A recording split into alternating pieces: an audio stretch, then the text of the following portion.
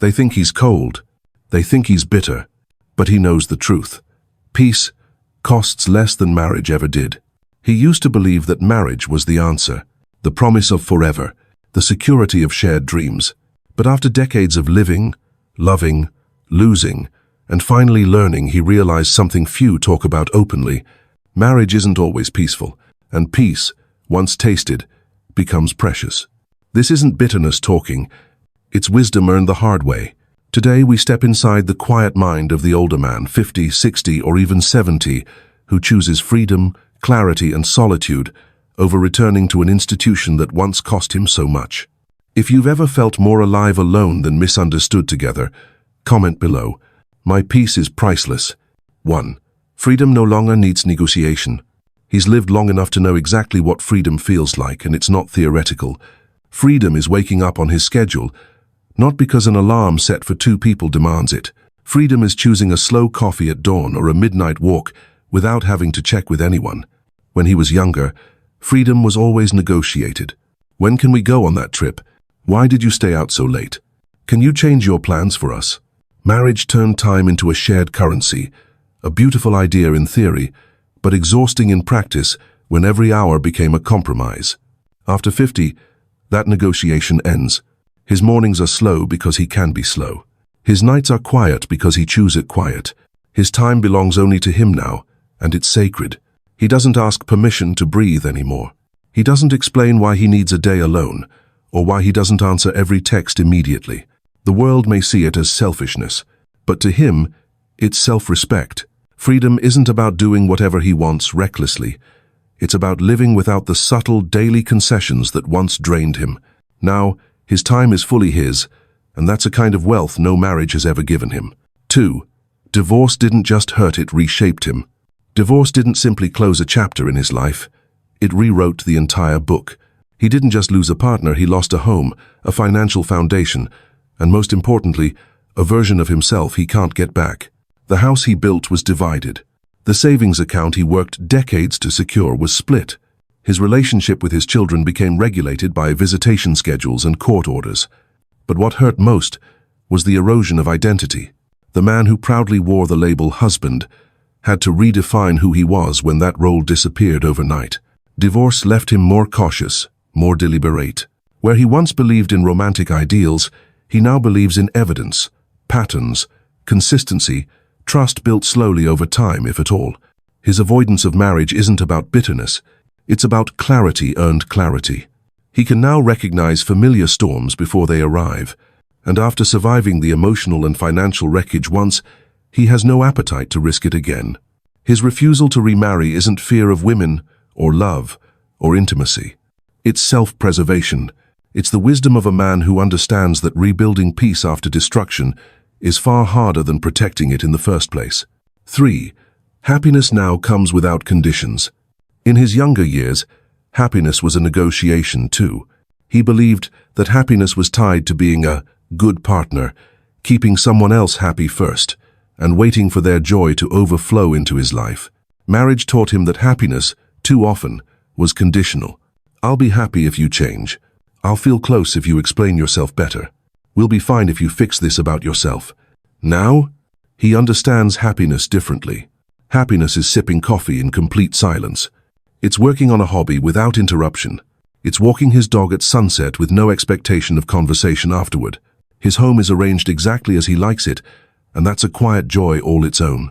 He no longer believes that anyone else can make him happy. End of 2. That belief exhausted him for years. At this age, he's finished outsourcing happiness to a relationship dynamic that was built on compromise and approval-seeking. Happiness now is internal. It's simple. It's small, daily rituals that honor his rhythm, not someone else's. And perhaps most importantly, he's no longer waiting for anyone else's permission to feel content. 4. Emotional fatigue has changed his priorities. He's not exhausted from work, or aging, or routine. His tiredness comes from years of emotional heavy lifting, compromise after compromise, smoothing tensions, absorbing moods that weren't his to manage. For decades he played the strong one, the one who stayed calm during storms, the one who said, "It's okay," even when it wasn't, the one who put his feelings second, so someone else could feel safe first. But inside, he felt the slow erosion. Each apology he made just to keep the peace, each argument where he held back what he truly thought, fearing it would lead to conflict. Now, at this stage of life, he protects his energy like a man who finally understands how rare and precious it is. He conserves it for what truly matters: passions that bring him joy, friendships that replenish him, his health, and his quiet time alone. The idea of a second marriage isn't appealing because he knows what it costs emotionally. He's unwilling to risk that kind of fatigue again, where love comes wrapped in expectations, explanations, and endless effort. It's not that he can't give anymore. It's that he chooses carefully where he gives, and who truly deserves that gift. 5. His standards no longer tolerate power struggles. In his younger years, he could tolerate disagreements. He thought every couple argued. He believed healthy relationships needed debates, compromises, and occasional tension. But after enough life experience, he's learned a critical truth. He doesn't want a rival at home. The world already asks him to compete. He spent decades in professional battles, social politics, and cultural expectations. At this point, he values harmony over challenge. But modern relationships too often resemble negotiations. Simple decisions turn into drawn-out debates. His leadership, when offered gently, is labeled controlling. His opinions, when spoken calmly, are interpreted as dismissive or cold. He's tired of explaining that wanting structure doesn't mean seeking domination, that expressing clarity doesn't mean invalidating a partner's feelings. At this age, he's not avoiding love, he's avoiding war. If a relationship feels like a battleground where every moment is a test, he steps away. Quickly, quietly, because home, to him, must now feel like refuge, not another arena, and peace has become too important to trade for anyone's approval. 6. The myth of forever no longer seduces him. When he was young, he believed in forever, in promises sealed at the altar, in the idea that saying "I do" would guarantee "we will." But life taught him otherwise. He watched vows dissolve in courtrooms. He lived through mornings when the person sitting across from him at breakfast no longer felt like a partner, but a polite stranger. The phrase "forever" lost its shine. He's seen it used too casually, too confidently, only to witness it collapse under the weight of real life. Now, he understands a deeper truth. A promise is only as good as the peace that surrounds it. If peace is lost, the promise means little. And so he no longer seeks vows or rings or ceremonies. He doesn't need declarations of permanence. He values presence, today's keep moment, today's respect, today's harmony, because he knows forever can vanish in an instant, no matter how heartfelt the words. Why should he gamble his hard-won peace for another promise that may fade? At this age, he'd rather live honestly in the present than chase an illusion of permanence. 7. He has enough wisdom to spot illusions. In his younger years, he fell for appearances, the charm, the spark, the attention that felt flattering at first. He mistook chemistry for compatibility. He believed a beautiful smile guaranteed a beautiful partnership. But now, his wisdom serves as a filter. It keeps him from chasing what glitters, but isn't gold. He's learned that warmth in the early days often fades when real life sets in, that the affection shown during courtship can mask deeper insecurities, manipulation, or emotional volatility, and that some people don't show who they are until commitment has already been secured. These lessons didn't come from books or advice columns, they came from hard experience, from relationships where masks slipped only after the papers were signed, from memories of falling too fast and paying the price too long. At this stage, he doesn't rush. He observes. He waits. He listens not to words but to patterns. How someone behaves under stress, how they treat others, how consistent their kindness really is. His avoidance of marriage isn't cynicism, it's discernment. He knows that illusions are everywhere, and at this point in life, he trusts actions over attraction, consistency over charisma. 8. Feminism has changed expectations and opportunities. He's quietly aware of how relationship dynamics have evolved over the decades. Women today are strong, independent, financially secure, and that's a beautiful thing. But it also means that marriage no longer serves the practical role it once did. He doesn't need a partner to cook his meals, manage his home, or validate his worth. And women today don't need men for financial support or social legitimacy. So where does that leave marriage? For him, it leaves it as a choice, not a necessity. And when something becomes purely optional, it has to earn its place in his life. It has to offer peace, clarity, companionship, without complication or control. Too often, though, he's seen relationships that feel more like negotiations than nourishment. He's not looking for someone to merge lives with in a way that erases his rhythm. He's looking for moments shared but not demanded. In this landscape of changed expectations, he quietly chooses solitude over contracts, not because he's afraid of connection, but because he honors how much the landscape and he himself have changed. 9. His identity is too hard-won to compromise again. There was a time when he adjusted his hobbies, his schedule, even his way of speaking just to keep harmony at home. He softened edges that felt natural, filtered words that felt honest, shaped himself into what he thought a good partner should be. But with age and experience, he reclaimed those edges. He rebuilt his voice. He stopped folding himself into smaller and smaller versions to please someone else.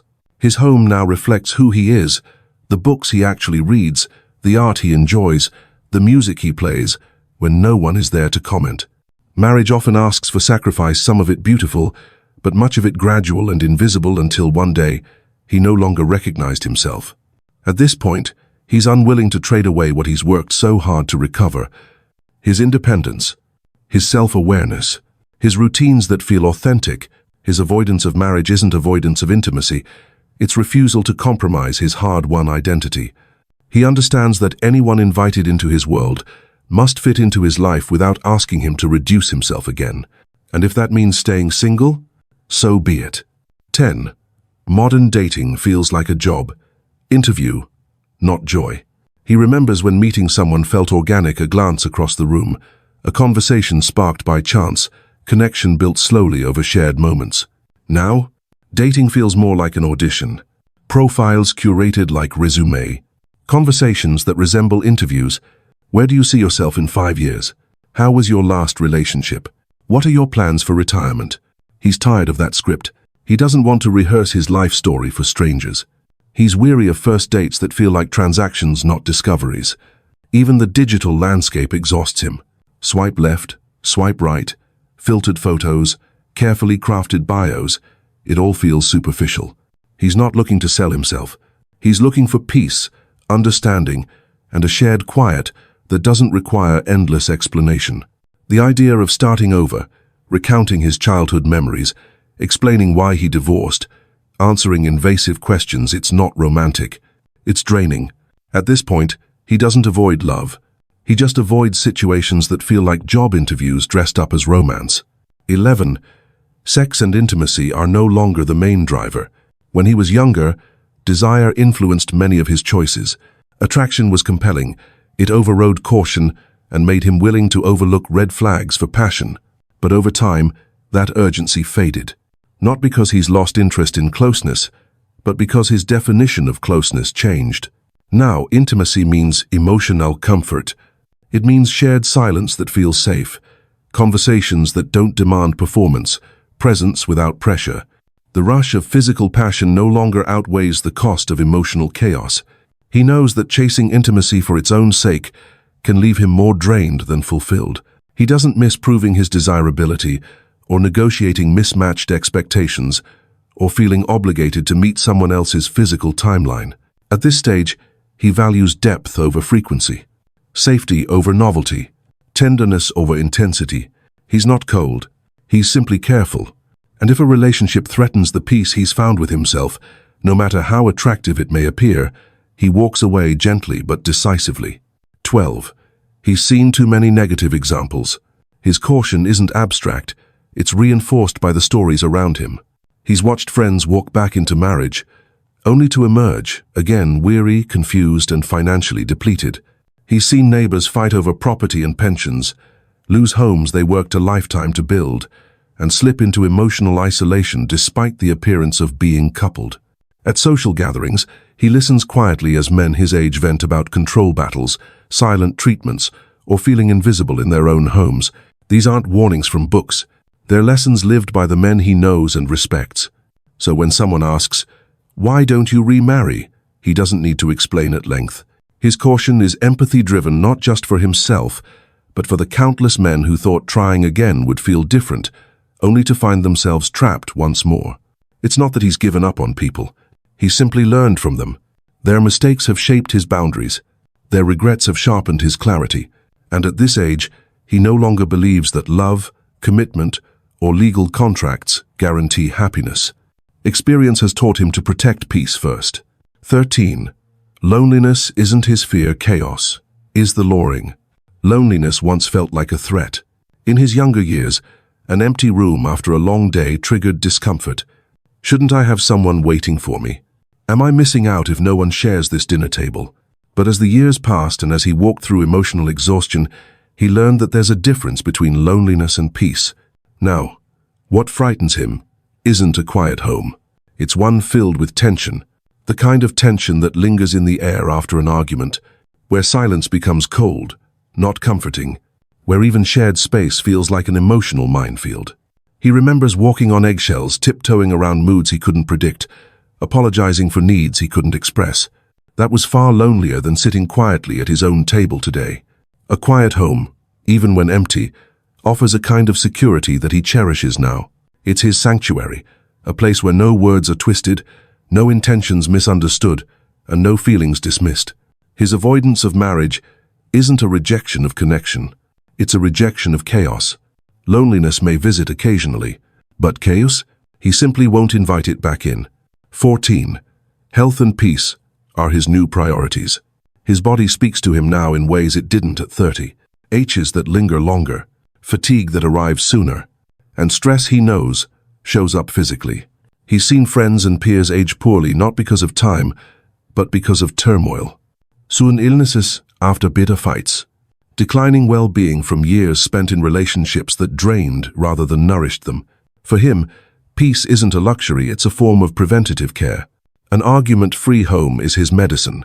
A routine built around quiet mornings, deliberate meals, and gentle evenings is his therapy. He's realized that an unhealthy relationship is one of the greatest threats to longevity, and no amount of companionship can justify living in an environment that spikes his blood pressure and robs him of sleep. So when people ask why he stays single, he answers simply, because peace is the best protection I have. This is no longer about ego or fear. It's about self-respect and self-care. At this age, peace and health are intertwined, and he will guard them both fiercely. 15. Time feels too precious to waste on conflict. Time, that ticking clock, was once invisible to him. He spent hours explaining himself in conversations that went nowhere. Days repairing fractures in relationships that kept breaking at the same places. But not anymore. After 50, something changes. He feels time differently. It's no longer a resource to spend recklessly. It's precious, limited, and slipping by faster than before. Now, every sunset feels sacred. Every morning coffee tastes richer when enjoyed in silence. He no longer tolerates wasting this finite currency on resentment, arguments, or defending himself to someone committed to misunderstanding him. Conflict, even when well-intentioned, drains him, and he's done letting anyone drain the days he has left. He doesn't mind being alone, because he knows that alone, he can fully appreciate the simplicity of time well spent. So when asked, "Why don't you just compromise?" his answer is gentle but firm, "Because I'd rather spend a quiet evening alone than a lifetime explaining myself to someone who never truly listens." At this age, time isn't just valuable, it's sacred, and he's finally learned how to protect it. So when people ask him why he avoids marriage now, he smiles gently. He doesn't explain. He doesn't justify. Because for him, avoidance isn't rejection, it's wisdom. At this age, peace is no longer a dream, it's a decision. If you've learned that peace is priceless and you guard it fiercely, share your wisdom below. Your story might help another man find his,